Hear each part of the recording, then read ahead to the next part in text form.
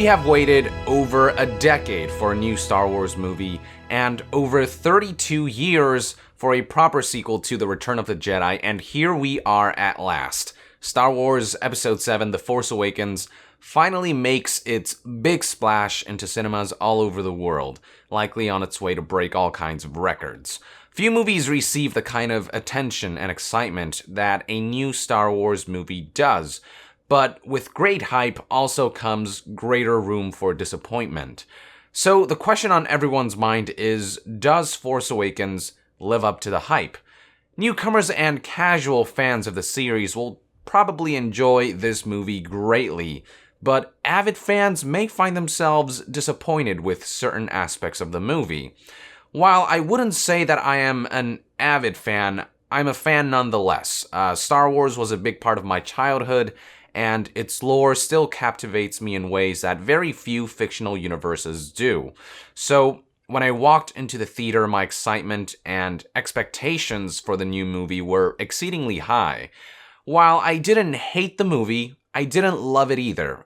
There was definitely a lot of fun and enjoyment to be had. There was a lot to like, but I also had a lot of issues with it. Let's first talk about what director J.J. Abrams absolutely nails with this film. Visually, Force Awakens is an absolute masterpiece. In an era in which films of high visual fidelity, such as this one, mostly rely on computer-generated images for their effects, making everything look like fake digital Play-Doh and, in turn, sacrificing a great deal of immersion along the way, Force Awakens harrows back to the good old days of practical special effects, and the results are simply astounding. The setting, the locales, the set pieces, the ships, the robots, the aliens, the costumes, the stormtroopers, the lightsabers, the characters, everything felt incredibly tangible as I was watching the film, like I could actually reach in there and touch it all, and that's because most of what you see in this movie is real. It was constructed for real. The action scenes in particular were just a sight to behold, especially the large-scale ship battles. TIE fighters, X-Wings, and the Millennium Falcon never looked this damn good in motion. But perhaps the most impressive feat in the entire movie is the newcomer droid BB-8. I am enamored with the little thing. I was actually surprised to find that it was one of my favorite characters in the entire film, second only to Harrison Ford's return as the iconic Han Solo. It actually felt like a living, breathing entity, made more impressive by the fact that BB-8's performance happened live with the actors. They actually constructed a BB-8 puppet that they maneuvered via remote control, and it's a technical marvel. Whoever helmed BB-8 behind the scenes definitely deserves an award, because both big and subtle movements of both the body and the head were handled with truly impeccable finesse, and it all culminated in bringing to life one of the most emotive puppet droids I've ever seen in a film. BB-8 looks real and feels real, and that's because it is real. BB-8 is truly an incredible example for just how much more life and impact practical effects can have over CG. The film industry really needs to take notes here. Now, there were two characters in the movie that were computer generated, Maz Kanata from The Canteen and Supreme Leader Snoke. While they didn't look bad, I could immediately tell they were CG, especially because everything else was practical effects, so they kind of stood out, in the same manner that the orcs from The Hobbit stood out like a sore thumb from everything else because they were so clearly computer generated. But with the exception of those two, everything else just blended seamlessly and beautifully. Beyond technical marvel, J.J. Abrams also succeeds in capturing the feel of Star Wars. Despite the various visual and cinematic enhancements and modernizations, which are all for the better by the way, the movie still feels like old school Star Wars, in no small part thanks to the awesome practical effects, along with the incredible attention of both macro and micro details on the locales, sets, props, costumes, and characters. The artistic direction of this film just oozes Star Wars, nailing that blend of fantasy elements with retrofuturism and capturing all the trademark features found in the previous movies that make Star Wars, well, Star Wars. You know, like the iconic 3-paragraph format scrolling intro and the old school swipe fades between scenes. It's all very old school while feeling modern, just a great blend of the two. What J.J. Abrams and crew have achieved with this movie on both a technical and artistic level when it comes to the visuals, I mean, it truly deserves the highest level of praise and recognition. I truly mean that. Where J.J. Abrams does falter is in his direction with the story. Fans of the original trilogy might have a sense of deja vu by the time credits roll, and that's because Force Awakens actually very closely follows the same beats of Episode 4, A New Hope. Unlikely hero in the harsh desert encounters droid carrying vital information that could lead to a dangerous journey? Check. Said hero, initially reluctant to embark on this journey, is driven out of their home alongside an unlikely companion by invading stormtroopers led by an antagonistic force, in this case, a Nazi version of the Empire known as the First Order. Check. Hero encounters a father figure or mentor along the way who ends up dying by the end of the movie.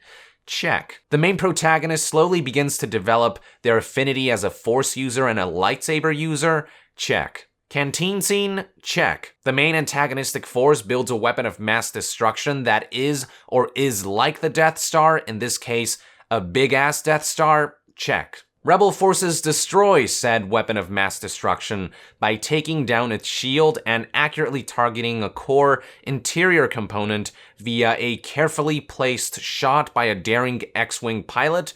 Check and check. The list just goes on and on. While Force Awakens definitely features unique story elements, it treads far too much familiar ground for a sequel. I would be willing to overlook this if at least the characters had been developed properly, but that's where Force Awakens falters tragically to the dark side. Character development in this movie is severely lacking and at times nonsensical. Take Finn, for example. The idea of a stormtrooper growing a conscience and defecting is most certainly compelling, but rather than fleshing this concept out to its fullest extent by giving Finn a compelling backstory and crafting a series of thought-provoking events that culminate to his complete defection, Force Awakens simply sees Finn grow a conscience within the first few minutes of the film, and it just happens just because. He just happened to be a good guy and happened to be a defective stormtrooper, so to speak. And that works fine, I guess, but it doesn't give Finn the depth of character that he could have had. Furthermore, the way he was falsely advertised as the successor to Luke Skywalker's lightsaber served to further diminish the character by the time the credits rolled, as his rise to become a sort of heroic force to be reckoned with was just completely stripped away in the final moments of the movie. Don't get me wrong, he has his brave, heroic moments, and he's clearly got a good heart, which I really like, but more often than not, he's either running away or getting his ass handed to him. This is further reason for why I believe that his defection from the stormtroopers should have been the centerpiece of his character development rather than a convenient plot device. Then there is Rey, the true main protagonist of this new trilogy and the true successor to Luke Skywalker's lightsaber. She actually follows a very similar arc to that of Luke Skywalker's in A New Hope, but her growth as a hero is far less compelling and believable. Don't get me wrong, she comes off as a very likable character and potentially an interesting character for future episodes, but her growth as a hero is sporadic at best. While I can accept that her force powers sort of awaken after she encounters Luke Skywalker's lightsaber, her sudden clairvoyance for channeling the force had me scratching my head. Despite having nobody to mentor her in the ways of the force, she just happened to master using the force to mind trick her way out of her captivity. And despite never having held a lightsaber prior to her encounter with Kylo Ren, all she needed to do to take down this trained Jedi and Sith apprentice in a lightsaber duel was just take a few breaths and utter the words, "the Force?" And just like that made her more powerful than Kylo Ren. It just made no sense. Her growth just didn't feel legitimate like Luke's growth did. Luke's triumph at the end of episode 4 was sort of a culmination of all of his experiences and training with Obi-Wan Kenobi, so when he finally channeled the Force at the end of that movie to destroy the Death Star, it made sense. On the other hand, Rey's sudden epiphanies as a Force user felt forced, to say the least, no pun intended. And speaking of Force, I didn't particularly buy the romantic tension between Rey and Finn. It just felt kind of honed in, unlike the more natural chemistry between Han Solo and Leia from the original trilogy. Then again, there is still 2 episodes left to further develop that relationship, so who knows where that'll go. Completing the trinity of new heroes is Poe, who I actually really liked when he did appear on screen. For being one of the main protagonists, he didn't really have a lot of screen time, and like the other protagonists, he suffers from the same lack of character development. In fact, Poe probably had the least growth out of the main trio, as very little about him changed from the beginning of the movie and the end of the movie. He was still the same great and confident pilot at the end of the movie as he was at the beginning. So overall, he was a likable character, but forgettable. Let's now switch gears to villains. Among them, the most forgettable by far was Phasma, which is unfortunate. I was actually really looking forward to seeing this character in action. While I'm sure she'll play more of a central role in future episodes, her appearance in Force Awakens is hardly justified, especially when the promotional material puts such an emphasis on this character. Her fearsome appearance as a renowned stormtrooper was quickly diminished when she was easily subdued and overwhelmed during the Starkiller base infiltration. Better introduced was Supreme Leader Snoke. There are still many mysteries surrounding this new Sith Master, if you can call him that, which alludes back to the way Darth Sidious was actually introduced. And like Sidious, both his appearance and his performance give off this awesome vibe that he is an elusive, powerful, and ancient dark being. Now, I do wonder if Snoke is actually that big in real life, or if the projection of him was vastly overestimating the scale of his physique, but that's a story for another day. Now, the character that I really want to talk about is Kylo Ren, the highly anticipated new Sith apprentice, so to speak. Not gonna lie, didn't love the character. He makes a great first impression throughout the first act of the movie with his calm, cold, calculated, unflinching demeanor as he massacres an entire village in search of that map that holds the location of Luke Skywalker. But the further the movie went along, the more of a pansy he became. His failures and incompetencies kept stacking up one after another, and his constant raging and lightsaber tantrums often came off less fearsome and more comical. I don't know if that was intentional, although there was that one scene in which 2 stormtroopers walked in on his tantrum and they were like, nope, and just sort of turned around and walked away. It just sort of, like, it was funny, but it diminished that sense of fearsomeness that he was supposed to have. Not gonna lie, there was something compelling about his flaws and imperfections, and I love the fact that he is this man trying to live up to Darth Vader's legacy, and there is so much breathing room for that for the sequels, but he just wasn't fearsome enough in his own right as the main antagonist of Force Awakens. And I think the biggest culprit of this was the fact that despite him being a trained Jedi, he struggled to overwhelm both Finn and Rey in a lightsaber duel, which for me made no sense. How can I fear a Star Wars villain who cannot dominate a newbie stormtrooper and a newbie Force user and lightsaber wielder? The fact that Finn could even scratch Kylo Ren in any way, shape, or form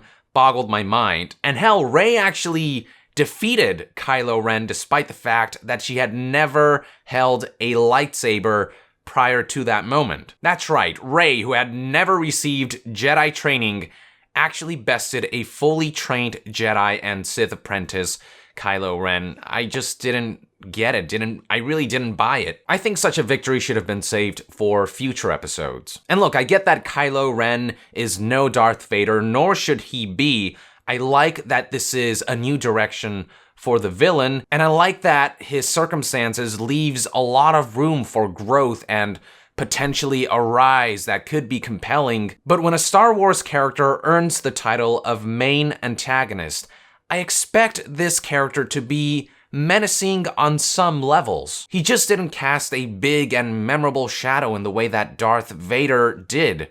And maybe that was the point, but I would have loved to see a villain that had more of a menacing kind of feel to him, which again was the case for the first act of the movie, but as the movie went along, that sort of began to fade. And speaking of lightsaber duels, I was underwhelmed by the lightsaber battles in Force Awakens. While I liked that they were so few and far between, because that sort of goes along with the idea that Jedis have achieved a sort of mythological status at this point in time, when they finally did happen, they had none of the style and flash of episodes 1 through 3, nor the meaningful dialogue exchanges found in episodes 4 through 6. It was clear that Force Awakens was trying to allude back to the battles in 4 through 6 that were sort of more raw and were more about the character confrontations rather than the battle itself, but the exchanges just weren't there like they were in episodes 4 through 6. So overall, there was nothing special about the lightsaber battles in Force Awakens.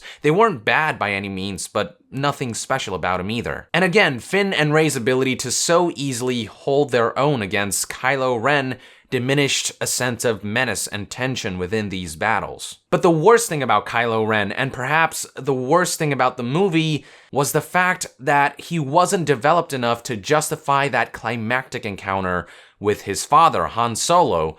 While there's potential to the setup that Kylo Ren is actually Ben Solo, the son of Leia and Han turned to the dark side, it's a very interesting concept, and while I love that, the movie barely explores the events that led up to that, and the movie barely touches upon the family history. How am I supposed to care about the interaction between Han and Ren when I know absolutely nothing about Ben Solo and the fallout with his father? Whose idea was it to make such an important and climactic scene happen during their first and only interaction in the entire series that the audience gets to witness? It's like the writers forgot that the reason Luke's final moments with Darth Vader at the end of Return of the Jedi was so powerful is because their relationship was given enough room to breathe. 3 movies worth, to be exact. I truly believe that Han Solo's death should have been saved for Episode 8, while Episode 7 should have been used to flesh out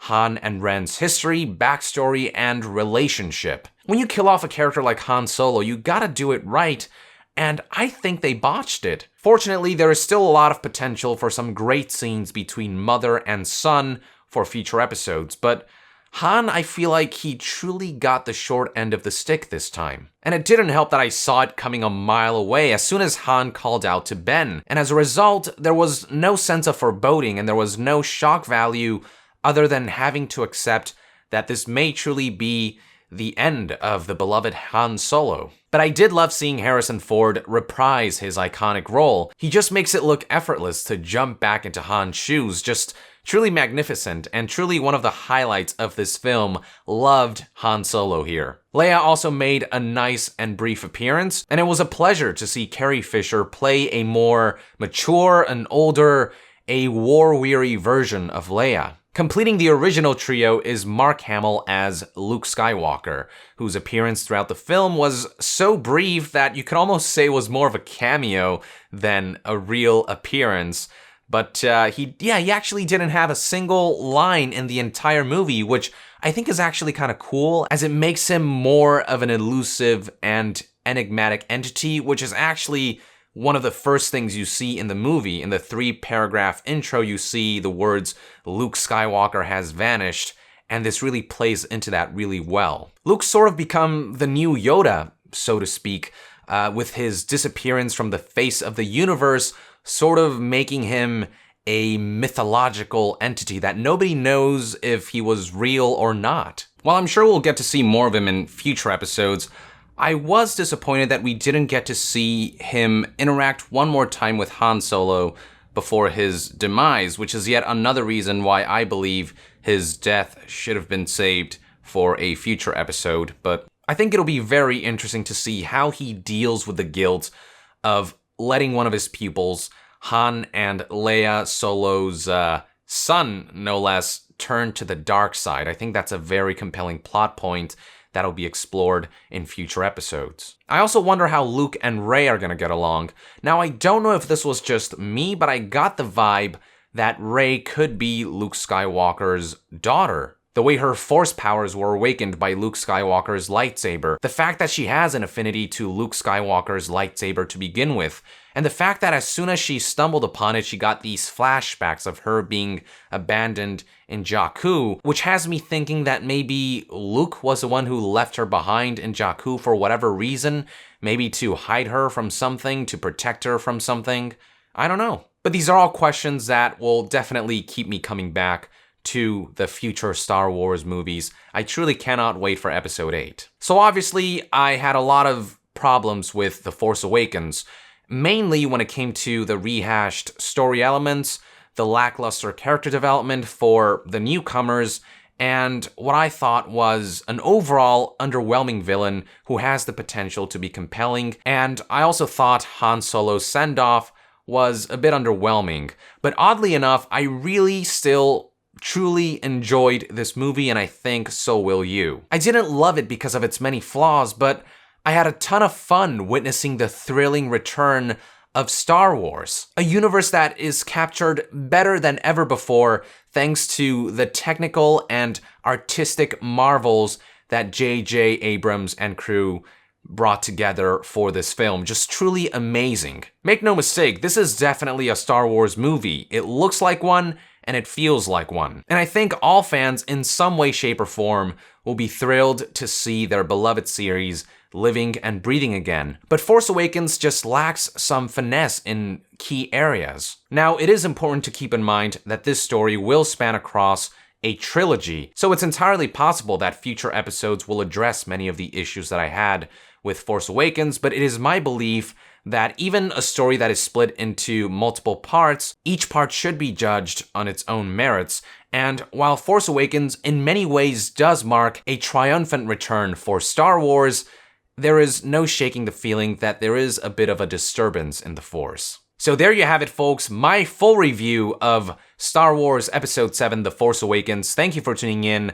I would love to hear your thoughts and opinions and reviews of the movie in the comments below. I am sure we might have some varying opinions, and I think it'll be very interesting to discuss as Star Wars fans what the future holds for this amazing series. And to be further updated on possibly future movie reviews, stay tuned right here on Young Yeah. I'll see you guys next time. Yong out!